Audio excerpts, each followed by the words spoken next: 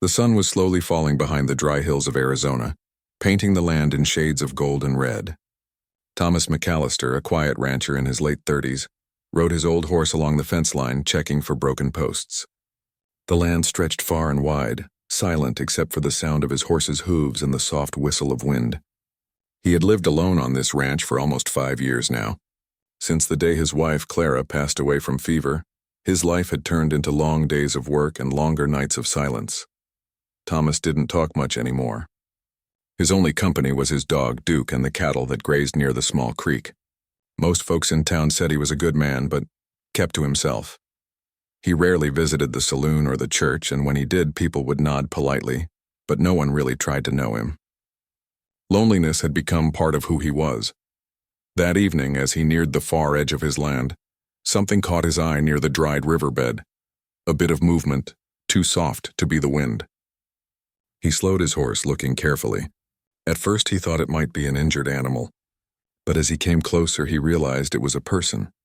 A young woman lying on the ground, her hair tangled and her dress dusty from travel. He climbed down from his horse quickly, his heart pounding. The woman looked weak, her lips dry, her skin pale under the layer of dust.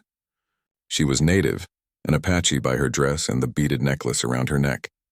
Her eyes fluttered open for a second when she felt his shadow fall over her. Then in a faint whisper she said, "Please, I can't live without a man." The words were so unexpected that Thomas froze. For a moment he didn't know what to do. He looked around, half expecting to see others nearby, but there was no one. The desert stretched in every direction, silent and endless. He knelt beside her. "You need water," he said softly. He gave her a small drink from his canteen, helping her sit up. She drank eagerly, then coughed weakly. Thomas studied her face, and she looked about 20, maybe younger. Her eyes were dark and tired, but there was something strong behind them, something that spoke of courage even in suffering. "Can you stand?" he asked. She shook her head slowly. Her lips trembled as she whispered again, "Don't leave me." Thomas hesitated. He knew what the townfolk would say if they saw him bringing an Apache girl home. They still carried anger from the years of fighting between settlers and tribes, but looking at her, helpless and alone, he couldn't just ride away. His conscience wouldn't let him, so he lifted her gently and placed her on his horse. He walked beside the horse all the way back to his cabin, leading it carefully so she wouldn't fall. The journey was quiet, only the sound of the horse's slow steps and the distant cry of a hawk above. When they reached the small wooden house, Duke barked once, running to greet his master. Thomas carried the girl inside and laid her on his bed. He lit a lamp and brought her more water and a piece of bread. She tried to eat but could only manage a few bites. "Rest now," he said kindly. "You're safe here." For the first time she gave a small, grateful smile before closing her eyes. That night Thomas sat near the window, watching the moon rise over the land. He couldn't stop thinking about what she had said. "I can't live without a man." It sounded less like a romantic confession and more like a cry for help, a sign of deep fear and loneliness. He wondered what had brought her here, so far from anyone who might care for her. By morning she was awake, sitting up weakly.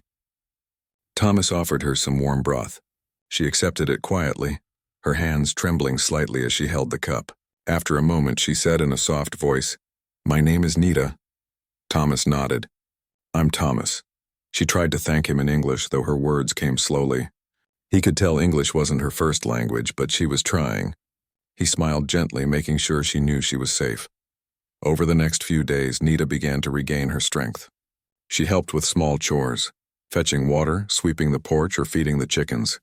She moved carefully, as if still unsure whether she truly belonged there. Thomas noticed how her eyes often scanned the horizon, like she expected someone to come looking for her. But no one ever came. One evening, while they sat by the fire, she told him a little about her past. Her tribe had lived in the mountains to the east, near the San Carlos area. But after soldiers came to move them to a reservation, many families were separated.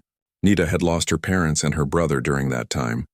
She had wandered from one place to another, hiding from both soldiers and settlers. "I had no one," she said softly. "No man, no family. I just wanted to belong somewhere." Thomas listened quietly. He didn't interrupt her or ask for details. He understood enough to know that her life had been full of loss. In a way, it reminded him of his own, different yet the same kind of emptiness. As the weeks passed, a sense of calm began to fill the ranch again. Nita would hum soft songs while working in the yard. The small house, once silent, now carried the sound of life again. Thomas found himself looking forward to her presence, the way she smiled when Duke followed her around or how she stood by the fence at sunset, watching the cattle move like shadows across the plain. But outside their quiet world, rumors had already begun to spread. A trader passing through had seen her at the well and carried the story to town. McAllister's keeping an Apache woman, he had told the blacksmith. Soon people started whispering about it. Some said he had lost his mind. Others said she had bewitched him. Thomas heard the talk when he went into town for supplies. He didn't respond to it. He simply paid for his things and left. Still, he felt the weight of those stares following him. One afternoon, an old friend, Sheriff Dan Hobbs, rode out to visit him. The sheriff was a fair man but practical. "Tom," he said seriously, "people are talking. You know how things are around here. Maybe you should send her away before someone does something foolish." Thomas looked at the horizon for a long moment before answering. "She's not hurting anyone, Dan. She just needed help. That's all," the sheriff sighed. "I know you mean well, but you can't save everyone, Tom. Folks don't forget the old days easily." After the sheriff left, Thomas sat on the porch, deep in thought. He knew the risks, but when he looked at Nita, who was tending the small garden she had planted behind the house, he couldn't imagine asking her to leave. That night, as they ate dinner by the fire, Nita looked at him and said quietly, "I know they don't want me here." Thomas put down his spoon. "Don't mind them," he said. "You're safe here." Her eyes filled with tears. "You don't know what it means to be wanted nowhere." For a moment, neither spoke. Then Thomas said softly, "I do know.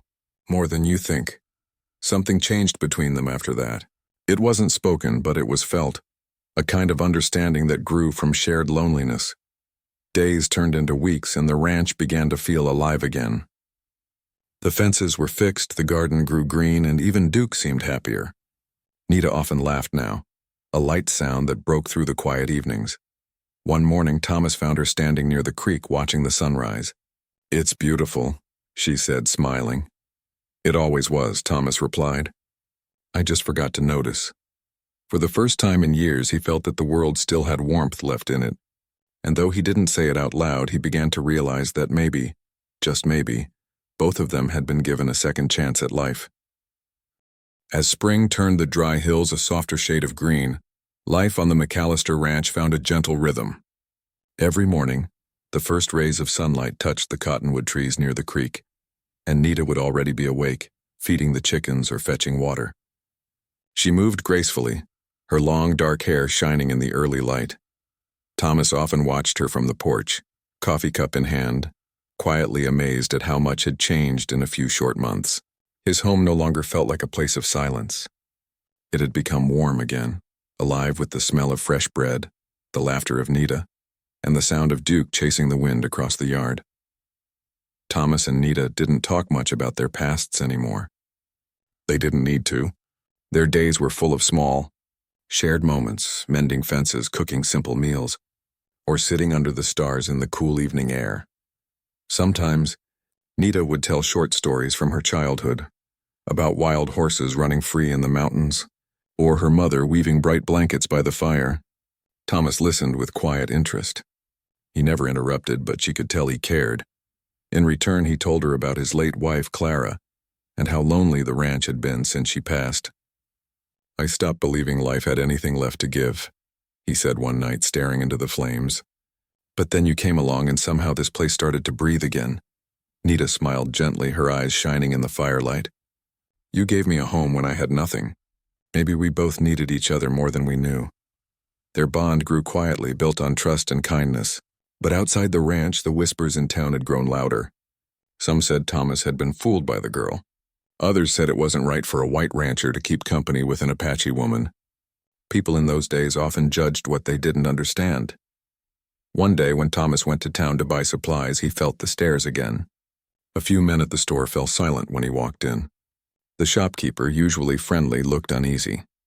As Thomas was loading sacks of grain into his wagon, Sheriff Hobbs approached him. "Tom," he said quietly, "I've heard talk. Some of the ranchers are planning to come out your way. They don't mean to hurt anyone, but they think that girl doesn't belong on your land. Thomas tightened the rope on his wagon and met the sheriff's eyes. She's under my care, he said firmly. That should be enough, the sheriff sighed. I know what kind of man you are, but others don't see it that way. Be careful. When Thomas returned home, Nita saw the worry on his face. She asked something happened. He tried to smile, not wanting to frighten her. Just town talk, he said. Nothing worth worrying over. But Nita could tell he was hiding something. That night, while Thomas slept, she sat by the window looking out at the stars. She thought about how many times she had run before, how she had always been a shadow in other people's lands. Maybe it was time to stop running, even if it meant facing whatever came. The next few days passed quietly. Thomas worked harder than usual, as if keeping busy could push away his thoughts. Nita helped him, saying little but staying close. There was a calm between them, though both knew it might not last. One afternoon, while they were fixing the barn roof, they saw dust rising in the distance, riders approaching. Thomas's heart sank. He recognized a few of the horses. They belonged to men from town. Nita looked at him, her face pale. They're coming for me, she whispered. Thomas shook his head. They're coming here, but you're not going anywhere. He stepped down from the ladder, brushing dust from his hands. When the riders stopped at the gate, Thomas walked out to meet them. Duke barked once and stood beside him, tail stiff. The men looked uneasy but determined. Their leader, a rancher named Walter Briggs, called out, Tom, we don't want trouble, but folks think it's best the girl moves on. This ain't right, and you know it. Thomas stood tall, his voice calm but steady. She's done no harm. She works, she helps, and she's part of this place now. You don't have the right to decide who belongs here. The men shifted in their saddles, unsure. There was no anger in Thomas's tone, only quiet strength. After a long moment, Walter looked away. You always were stubborn, he muttered. But don't say we didn't warn you. As they rode off, the tension in the air slowly faded. Thomas watched until the dust settled, then turned back toward the house. Nita was standing by the door, her eyes full of tears she was trying to hide. You shouldn't have done that for me, she said softly. Now they'll hate you too. Thomas walked closer. Let them talk, he said gently. I've been alone long enough to know what matters. You matter? She looked down, then whispered. You gave me more than a home. You gave me a reason to live again. The days after that were quieter. No one came to the ranch, though sometimes Thomas could feel unseen eyes from the ridge. He didn't care. He and Nita continued their work, caring for the land and each other. Slowly, peace returned. By early summer, the ranch looked better than it had in years. The fields were neat, the fences strong, and flowers bloomed near the porch. Bright yellow ones Nita had planted from wild seeds she found by the creek. One evening, a traveler passing through stopped by for water. He looked surprised to see an Apache woman and a white rancher living side by side. Don't see that much around here, he said kindly. Thomas only smiled. Out here, it doesn't matter where you're from. What matters is who's willing to stand by you. The man nodded, tipping his hat before riding on. Nita watched him disappear down the trail, then turned to Thomas. Maybe someday people will see things like you do. Maybe, Thomas said with a quiet smile. But even if they don't, we'll keep living right. As summer deepened, their bond grew stronger. They worked side by side, laughed over simple things, and found comfort in the steady rhythm of life. There were still moments when Nita's past returned in dreams, memories of loss, of running, of fear. But she no longer faced them alone. Thomas was always there, steady as the land itself. One morning, she found him fixing a gatepost, his hat pulled low against the sun. She walked up to him and said, You've given me a home, Thomas. I want to give something back. He looked up, smiling. You already have, Nita. She shook her head.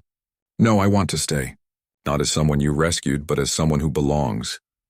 For a long moment, he just looked at her, his eyes soft. Then he said, Then stay. That's all I ever wanted. Years later, travelers passing through that valley often spoke of the McAllister Ranch, a quiet, well-kept place where the air felt peaceful and the people kind. Some said the rancher had once lived alone until an Apache woman came into his life and changed everything. They worked the land together, season after season, never asking for approval, never explaining themselves. And though the world around them still carried old divisions, Their little home stood as a quiet example of something rare, understanding without words, and love without fear.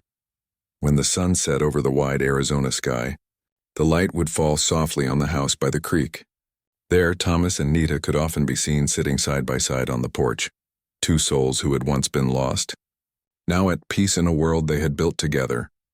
And though few ever knew their full story, those who passed by could feel its truth, that kindness could cross any boundary, and that sometimes the greatest courage wasn't found in fighting, but in simply choosing to care.